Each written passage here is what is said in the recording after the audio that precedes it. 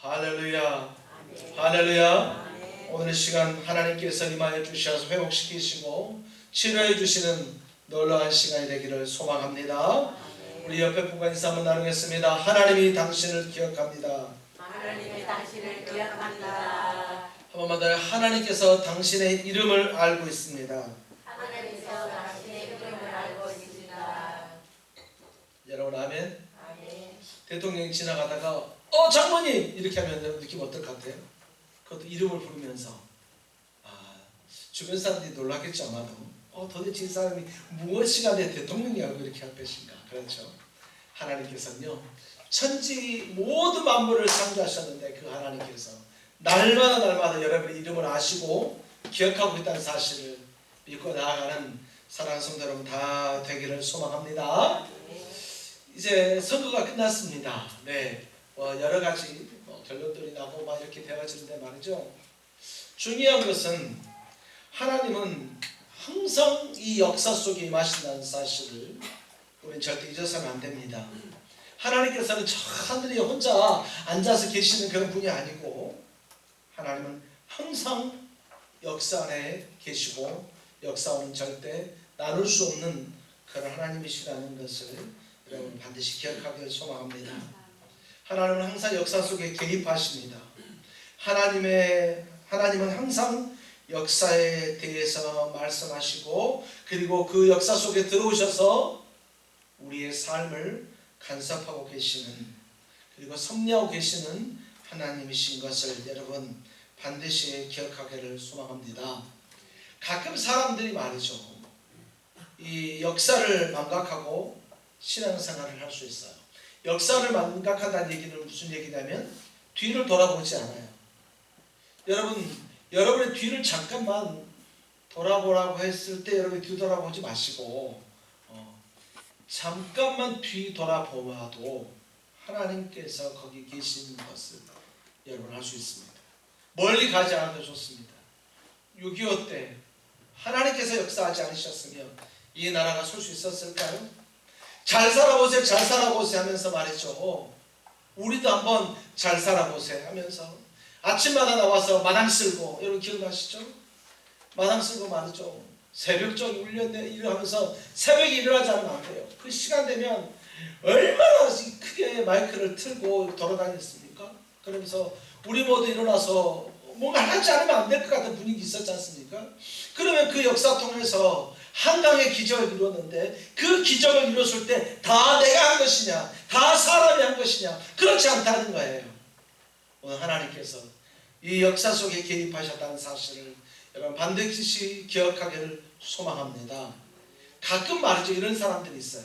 가끔 우리의 삶에 하나님께서 역사하지 않으셨고 나는 내 힘으로 살았다라고 하는 그런 교만한 사람들도 없지 않아 있습니다.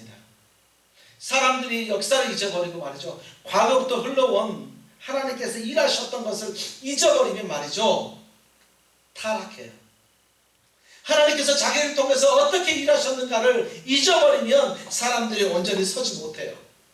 내가 제대로 살지도 못했고 내가 하나님 앞에서 온전한 신앙생활도 하지 않았음에도 불구하고 하나님께서 나를 기억하셨고 내게 은혜를 주셔서 내가 지금 이 모습이 된 것인데 마치 내가 뭔가를 잘해서 내가 뭔가를 열심히 했기 때문에 이 모습으로 살아있는 것처럼 착각해서는 절대 안 된다는 것입니다. 사랑하는 성도 여러분, 오늘 저와 여러분의 역사 속에 하나님께서 계시지 않은 곳이 없었고 단 한순간도 여러분들을 멀리하시지 않았다는 사실을 반드시 믿고 나아가는 여러분 되시기를 예수님의 이름으로 축원합니다. 여러분의 신앙생활 속에서 하나님의 계심을 하나님이 역사하셨다는 것을 반드시 기억하십시오. 그렇지 않으면 타락합니다. 그렇지 않으면 하나님 앞에서 멀어집니다. 그렇지 않으면 그 신앙생활 하면서 그거 기억하지 못하면 내 마음대로 내 뜻대로 생활합니다. 절대 하나님이 역사하지 않습니다. 하나님께서 기도 응답하지 않습니다.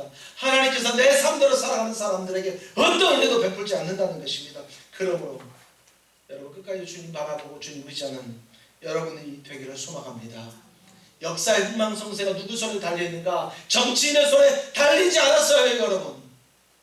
역사의 흥망성쇠는 사람의 손에 달린 것이 아니라 언제나 하나님의 손에 달렸다는 것을 여러분 반드시 기억하기를 소망합니다. 이스라엘 역사가 어땠습니까?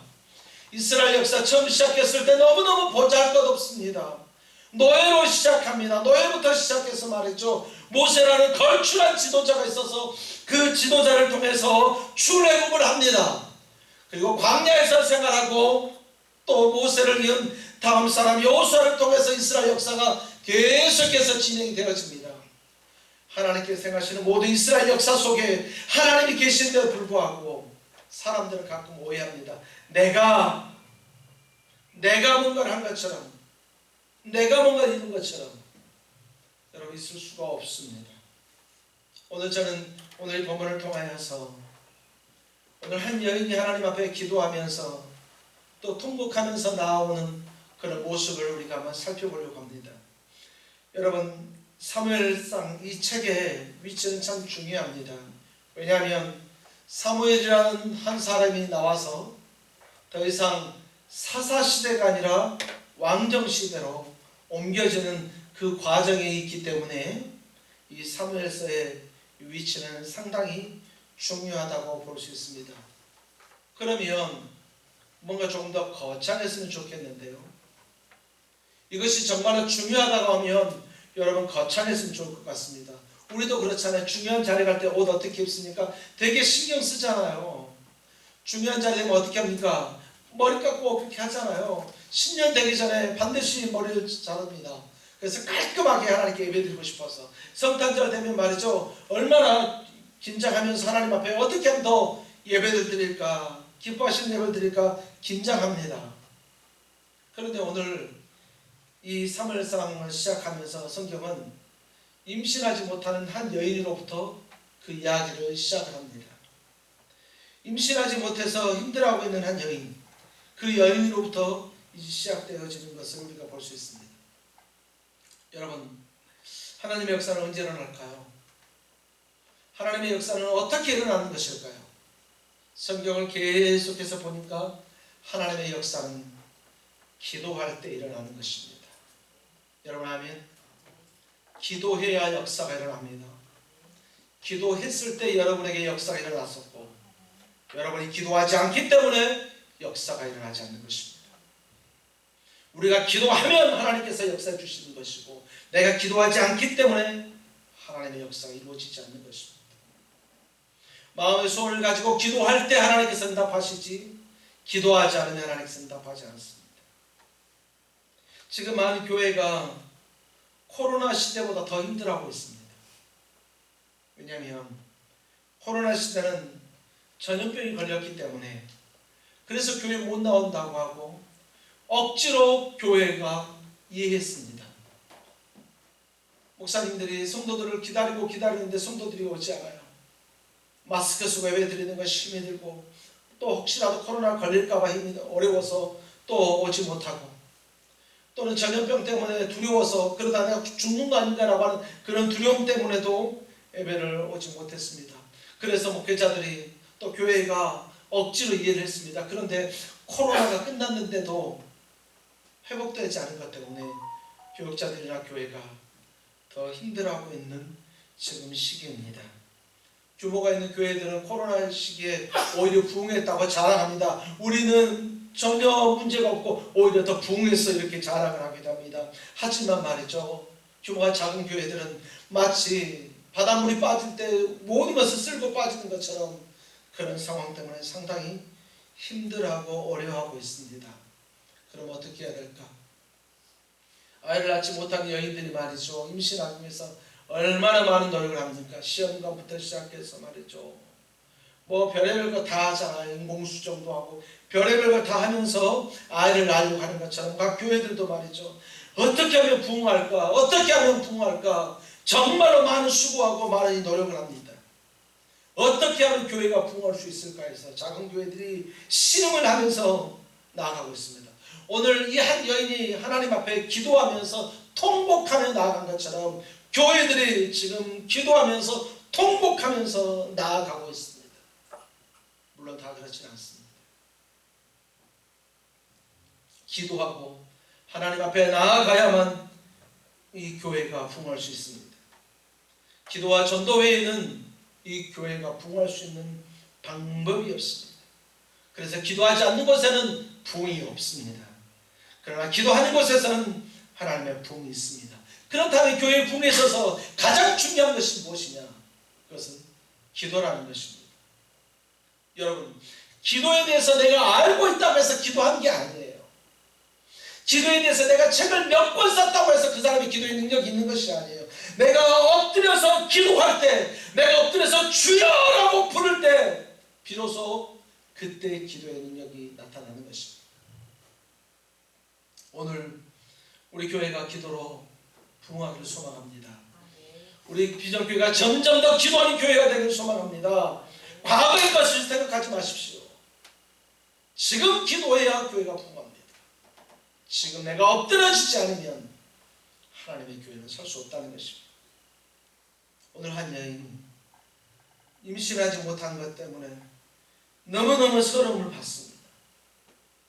그래서 하나님 앞에 나와서 자기의 마음이 괴로워서 하나님 앞에 기도하고 통곡하고 있는 장면으로 오늘 시작되고 있습니다. 오늘 한나가 기도하고 통곡하였다고 하는데 저 뒤에 보니까 13절에 보니까 한나가 속으로 말하며 입술만 움직였다 이렇게 말을 해요. 그리고 보니까 통곡을 하는데 말이죠. 겉으로 드러낼 수는 없어요. 겉으로 드러낼 수는 없고 정말 하나님 앞에서 자기 모든 마음을 쏟아내고 있는 거예요. 도대체 얼마나 간절했으면 큰 소리 치면서 말이죠. 주여 주여 하면서 말하지 못하고 입술만 움직이고 있는데 성경은 그를 기도하고 통곡했다고 말하는 것입니다.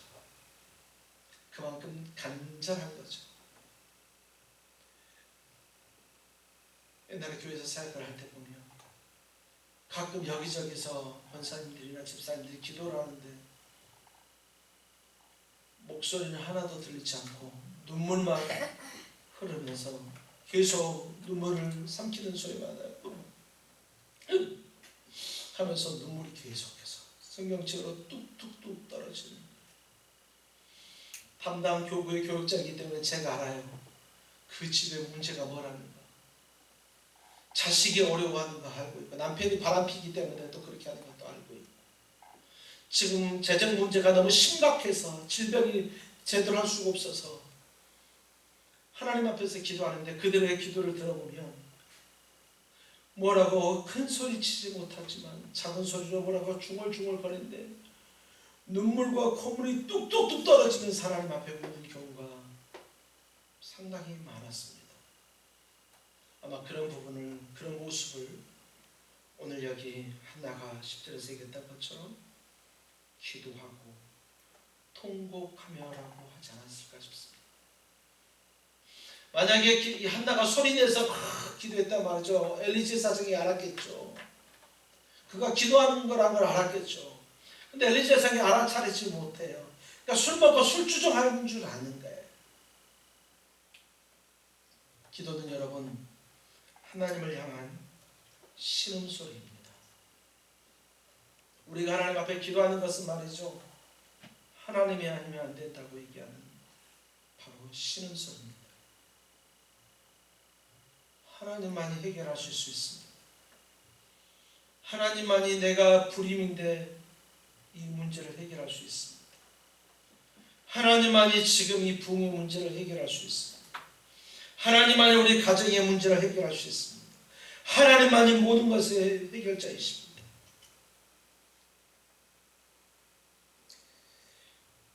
하나님을 향한 신음, 여러분 그 소리로 하나님 앞에 나아가는 오늘 저와 여러분들이 되기를 소망합니다.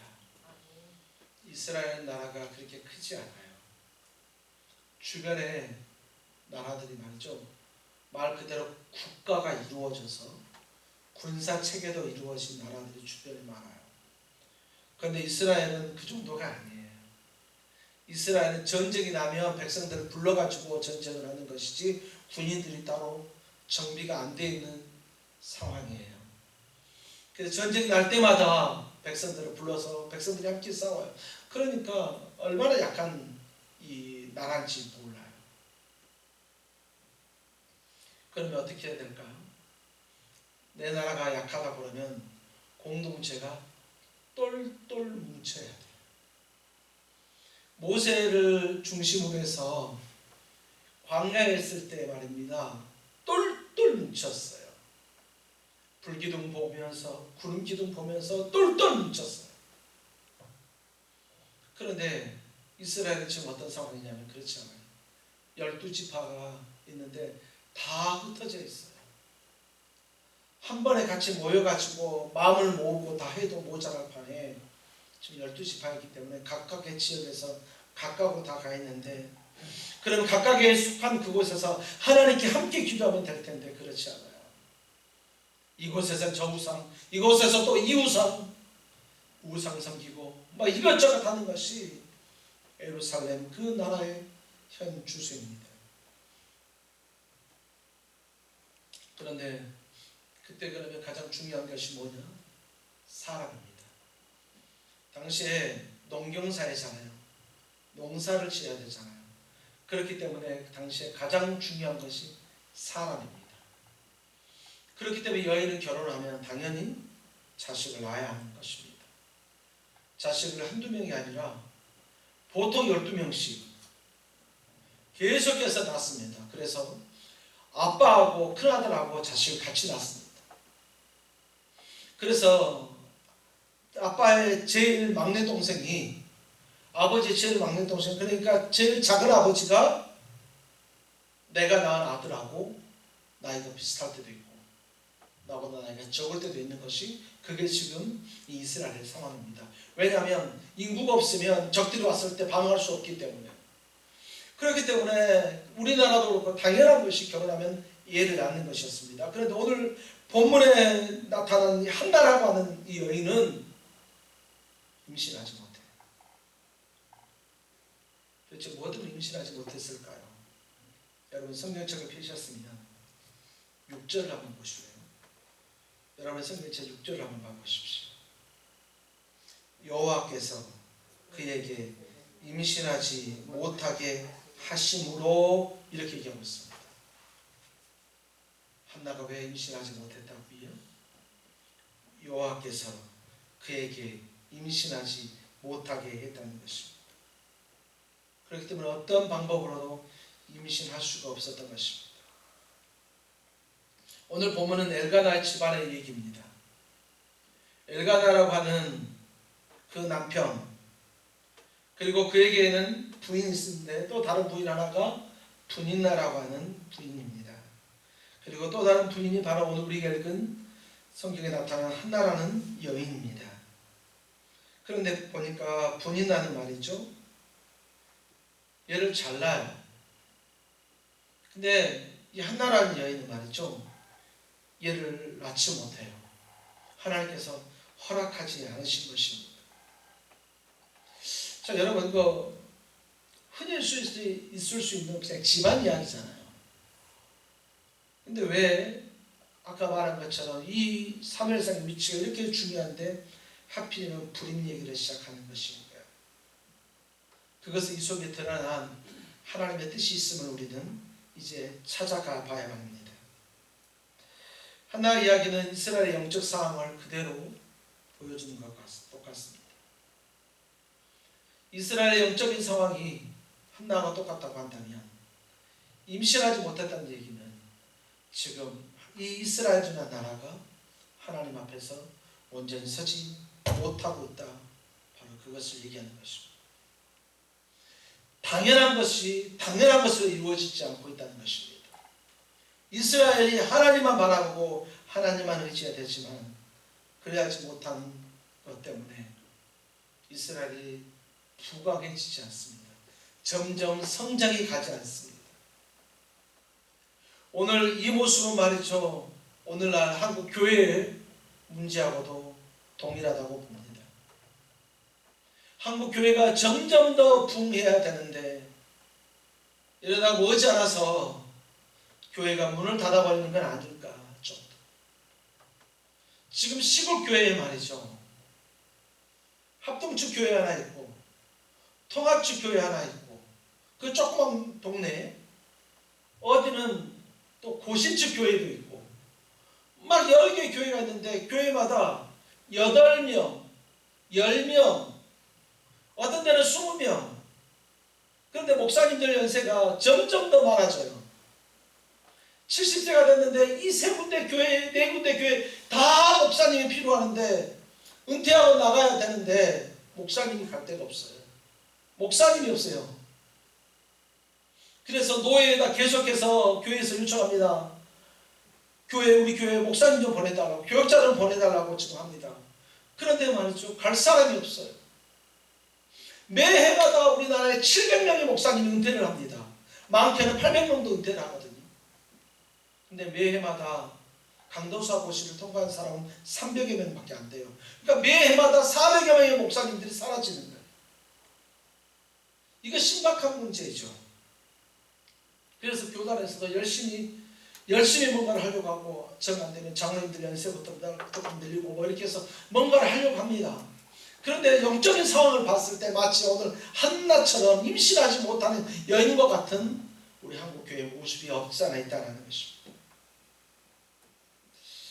이때는 당연히 가부장적인 제도 안에 있는 가정입니다. 그래서 남편이 있고 남편이 말 한마디만 하면 알아서 움직이게 되어집니다. 그래서 말 한마디 하면 분인나가 움직이고 또 말 한마디가 하면 한나가 움직이게 됩니다. 그런데 문제가 앞서 말했던 것처럼 시집 왔으면 얘를 낳아야 되잖아요. 시집 왔으면 자식을 낳아야 되잖아요.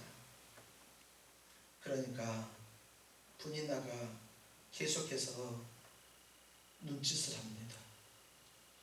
분인나가 계속해서 한나를 향해서 눈짓을 하고 못마땅하게 여깁니다.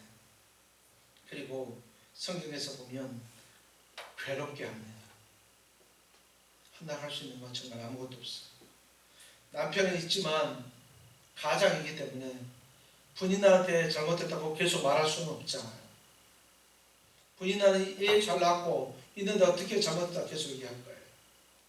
한나를 정말 사랑하지만 사랑하는 여인이 얘를 못 낳으니까 이 엘가나가 너무나도 안타까운 것이에요. 그래서 말입니다. 이 엘가나가 한나를 사랑하는 방법이 조금 달랐습니다. 여러분 성경 4절 5절에 보면 이렇게 얘기합니다. 엘가나가 제사 드리는 날에는 제물의 분깃을 그의 아내 분인나와 그의 모든 자녀에게 주고 한나에게는 갑절을 주니 이렇게 얘기합니다. 여러분 이건 단순한 얘기가 아니고요. 갑절은 이런 의미가 있어요. 장자한테 줄 때는 늘 갑절을 주는 거예요. 아들 낳아서 유산을 할 때 있지 않습니까? 유산을 남겨줄 때 있지 않습니까? 장자는 늘 갑절을 주는 거예요. 분인나 입장에서 한번 생각해 보실래요? 매해마다 돌아오는 제사가 있는데 성전에 올라가는데 말이죠. 먹을 것을 자기 눈앞에서 애 못 낳는 한나한테 항상 2배를 주는 거예요. 이게 말이죠. 분인나도 분인나 입장에서는 이게 할 짓이 아니에요. 자기가 애를 못 낳습니까? 자기가 살림을 못합니까? 그러고 있는데 자기한테는 말이죠. 전혀 분량밖에 주지 않고 오히려 애를 못 낳는 한나한테는 2배나 주는 거예요. 그러니까 제사 때마다 되면 분인나도 말이죠. 화가 날 수밖에 없어요. 그러니까 이 분인나가 누구한테 더 티박하겠습니까? 당연히 한나에게 타박하라는 거죠. 그러니까 보면 남자들 참 지혜롭지 못해요. 이때 말이죠. 좀 안 보이게 뒤에서 주든지 그러려면 앞에서 2배를 주니까 분인나가 화가 나가지고 계속해서 타박을 하는 거예요. 아마 분인나는 한나의 마음을 알지 못했을 것입니다. 매일마다 갈 때 애를 낳지 못하는 그 마음으로 하나님 앞에 엎드리는 것. 그러자 엘가나가 그 한나를 위로합니다. 그의 8절에 그의 남편 엘가나가 그에게 이르되 한나여 어찌하여 울며 어찌하여 먹지 아니하며 어찌하여 그대의 마음이 슬프냐. 내가 그대에게 10 아들보다 낫지 아니하냐. 에휴, 엘가나에게 수철이 없어. 너무 없어가지고 아내한테 위로해주면서 여보 그만 울어. 큰아들 있잖아. 큰아들 이랬잖아요. 이 위로가 될까요? 잘 안 될 거예요. 임신하지 못하는 이 한나 입장에서는 자기가 큰아들이다, 10아들보다 낫다 이렇게 하지만 그래야지 못해요. 그래서 오늘 저와 여러분들이 읽은 바로 그 본문의 상황이 나오게 되었습니다. 여러분, 한편으로 보면 되게 낭만적이죠. 남편 엘가나가 아내에게 여보 걱정하지마. 당신 내 못났다고 해서 괜찮아. 나에게 오직 사랑은 당신뿐이야. 막 이러고 있는 낭만적인 것 같아요. 하지만 이 한나는 괴롭습니다. 절망의 상황에서 한나는 어떻게 하나요? 오늘 우리가 읽은 것처럼 마음이 괴로워서 여호와께 나아갑니다. 그리고 통곡하며 기도합니다. 사람의 어떤 위로가 있다 할지라도 말이죠, 환경을 변화시키지 못해요. 사람이 어떤 말로 교회에 대해서 얘기한다고 해서 교회가 부흥하는 게 아니에요. 사람이 어떤 말을 한다고 해서 나라가 안정되어지는 것이 아니에요.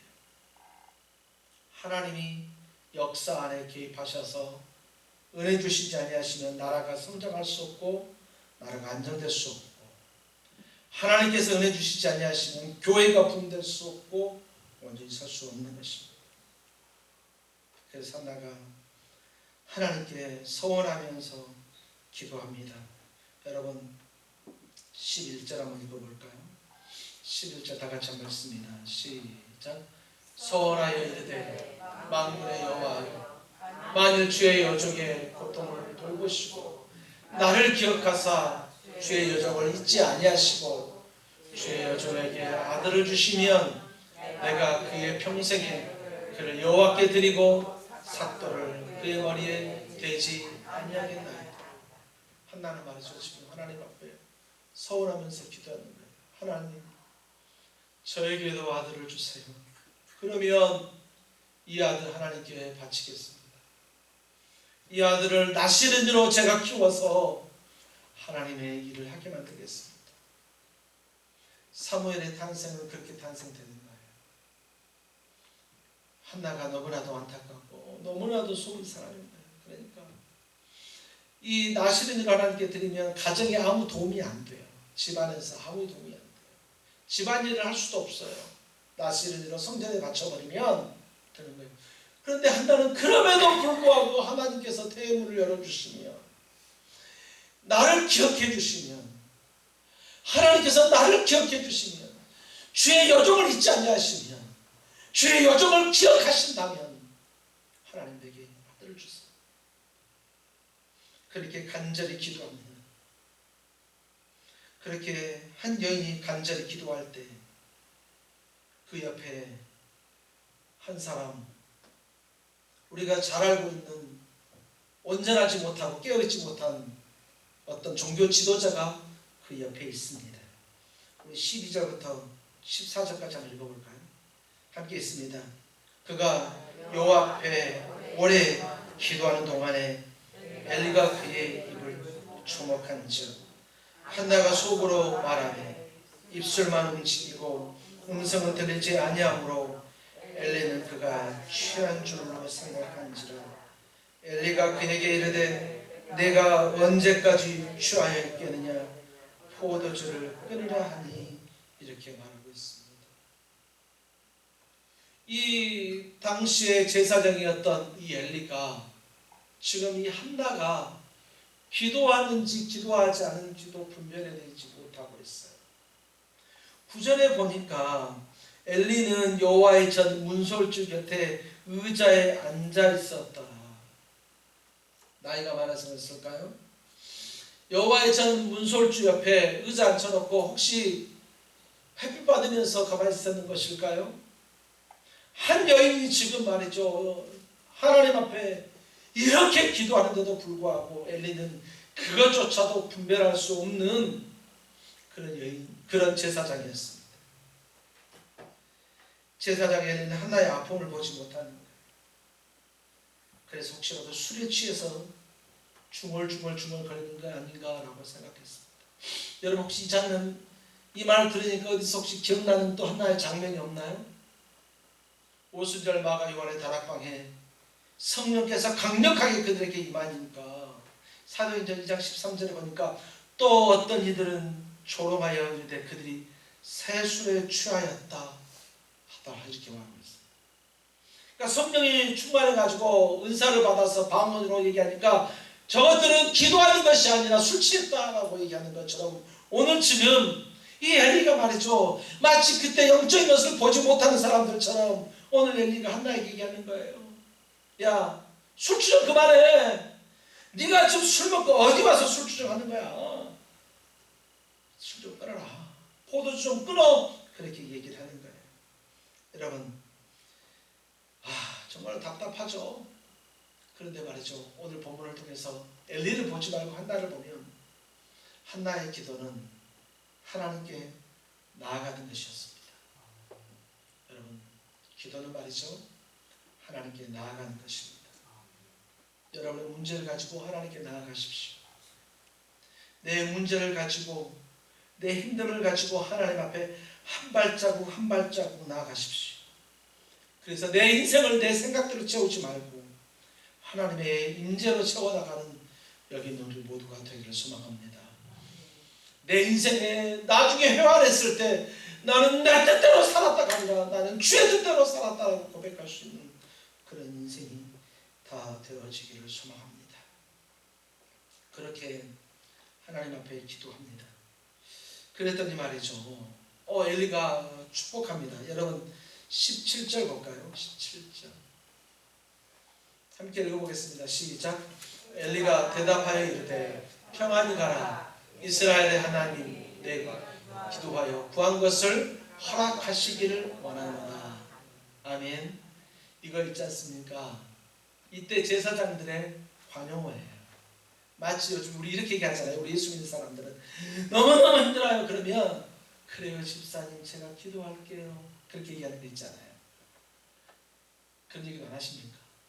우리가 무슨 힘들한 일이 있으면 아이고 힘들죠 제가 기도하겠습니다 하고 집에 와서 까먹어버려요. 기도하지 않고 막 그러잖아요. 우리 보통 그렇지 않습니까? 기도할게요 하고 그 다음부터 계속 기도하고 그런 사람들 많지 않잖아요. 마치 이 말은 말이죠, 정말 영역이 떨어지고 정말 나중에는 결국 의자에 앉는 거 좋아하다가 거기서 엎어져서 목이 부러져서 죽어버리는 그 엘리 제사장의 말이에요. 관용어예요. 그래 알았다 평안히 가라. 이제 이스라엘 하나님이 내가 기도하는 거 다 주실 것이다. 그렇게 했습니다. 자, 그래서 갑자기 한나가 배가 불러오기 시작했나요? 아니에요. 상황이 변한 것이 하나도 없어요. 근데 엘리 이 한나의 자세는 어떻습니까? 18절 같이 한번 읽습니다. 18절 시작. 이르되 당신의 종이 당신께 은혜 있기를 원하나이다 하고 가서 먹고 얼굴에 다시는 근심빛이 없더라. 한나는 말이죠, 제사장 엘리가 그렇게 말하는 것을 하나님의 음성으로 들은 거예요. 우리가 봤을 때, 성경을 알고 있는 저와 여러분들이 봤을 때 엘리 제사장은 참으로 무능한 사람이고 자식 농사 잘못 지어서 자식들 다 죽어버리고 법계 뺏겨버리고 자기는 목이 부러져서 죽어버리는, 정말로 어찌 보면 어떻게 저런 사람이 있을까 할 수 있는 그런 사람이지만 한나는 하나님의 종인 그 제사장이 말을 할 때 그것을 아멘으로 마치 받은 거예요. 하나님의 말씀으로 받은 거예요. 그리고 그는 가서 더 이상 기도하면서 통곡하면서 근심하지 않아요. 성경 그 다음에 어떻게 얘기하죠? 성경 그 다음에 나중에 보니까 하나님께서 한나에게 잉태를 허락하십니다. 여러분, 기도응답은 하나님께 있습니다. 여러분, 아멘. 기도응답하지 않으시면서 왜 기도하는 것처럼 평안하십니까?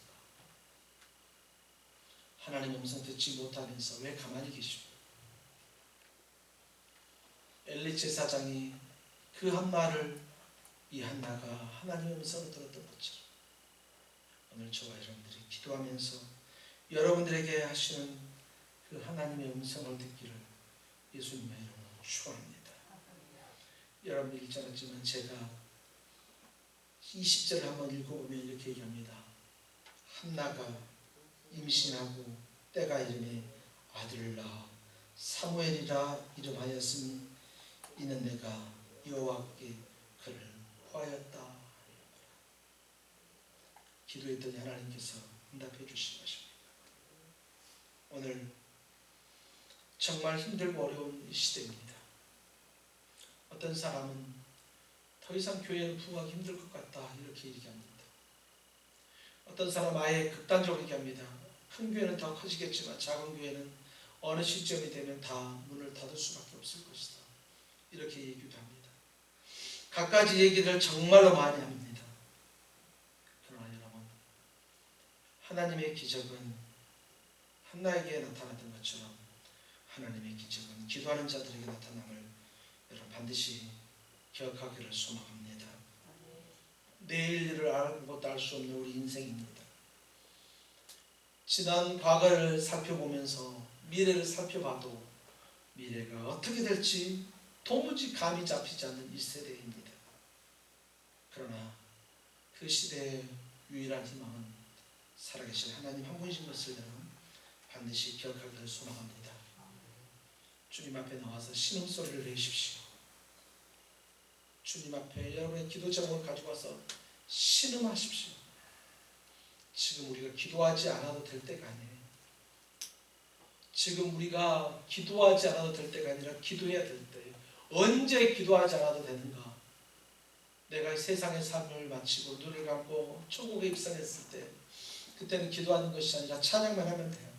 그 전까지 우리는 항상 기도해야 됩니다. 특별히 우리는 교회의 부흥을 위해서 기도해야만 합니다. 교회의 부흥은 날마다 하나님 앞에 소원을 가지고 기도할 때 하나님의 놀라운 기적이 일어나는 것입니다. 성전에서 돌아와서 엘가나와 한나가 동침하자 지금까지는 임신이 안 됐지만 바로 그 한 달 기적이 일어나고 잉태가 된 것입니다. 우리가 지금까지 기도하지 않았지만 하나님 앞에 엎드려 기도할 때 하나님의 그 기도의 응답이 여기는 저와 여러분에게 있을 줄 믿습니다. 잉태를 위해서 기도했던 한나의 기도처럼 그리고 그 기도를 응답해 주셨던 하나님이 계심을 믿고 우리가 여기는 우리 자신을 위해서 우리 교회 부흥을 위해서 더욱더 엎드리는 믿음의 종들이 다 되어지시기를 예수님의 이름으로 축원합니다.